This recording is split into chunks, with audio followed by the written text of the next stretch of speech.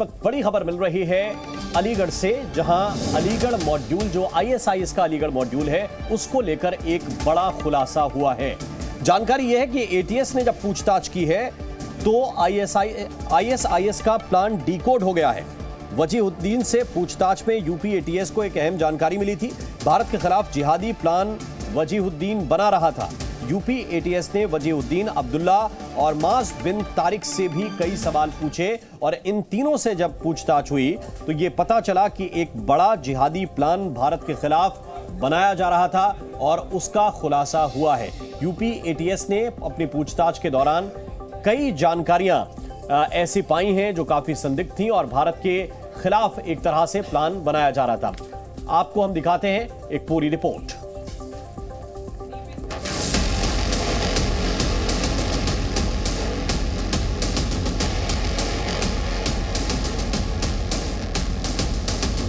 UP ATS ने जिन आतंकियों को आईएसआईएस से कनेक्शन के आरोप में गिरफ्तार किया था, उनसे पूछताछ में कई चौंकाने वाले खुलासे हुए हैं।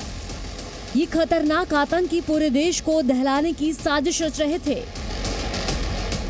वजीहुद्दीन आईएसआईएस का मुख्य आतंकी है जो दूसरे छात्रों को आतंकी बनने के लिए तैयार कर रहा था।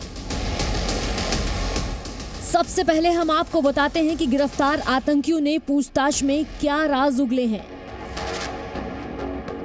यूपी एटीएस की पूछताछ में बड़ा खुलासा हुआ है। वजीहुद्दीन से पूछताछ में आईएसआईएस का प्लान हुआ डिकोड। वजीहुद्दीन ही आईएसआईएस का अमीर था। वजीहुद्दीन को आतंकी अमीर बोलते थे। ये युवाओं का ब्रेन वॉश करते थे।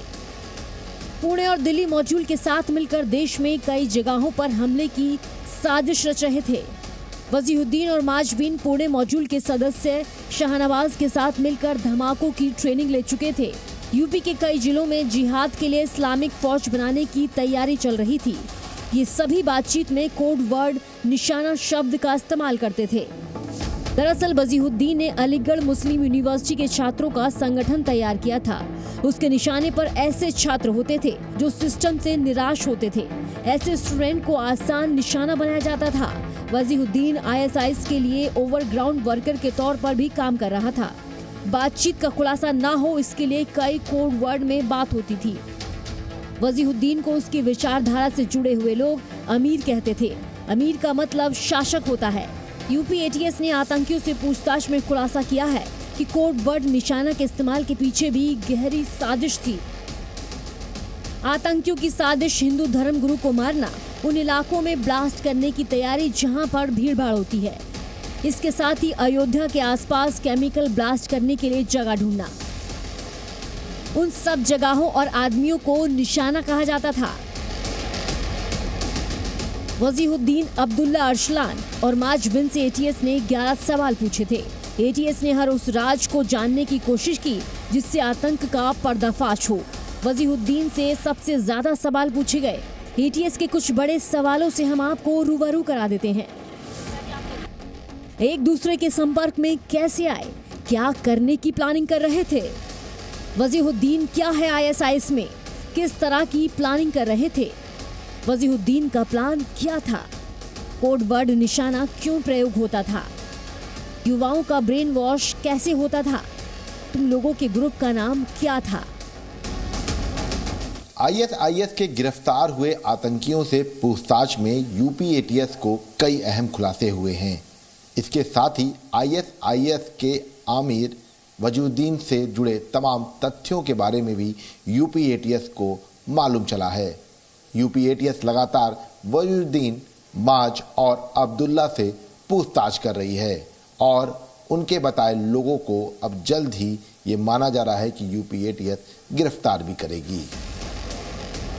वजीहुद्दीन ने एएमयू के छात्रों को कई लालच दिए। वो हया के नाम पर छात्रों को उत्तेजित करता था और अल्लाह के दिखाए रास्ते पर चलने के लिए प्रेरित करता था।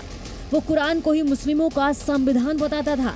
वजीहुद्दीन दिल्ली दंगों को लेकर दाखिल चार्जशीट में शामिल शर्जिल इमाम के संपर्क में था। वजीहुद्दीन ने शर्जिल इमाम के समर्थन के लिए ट्वीट किया था। जाहिर आतंकियों का मकसद देश को दहलाना था, लेकिन सबसे बड़ी बात यह है कि आईएसआईएस के खतरनाक प्लानिंग के केंद्र में तकनीकी तौर पर पढ़े लिखे नौजवान थे।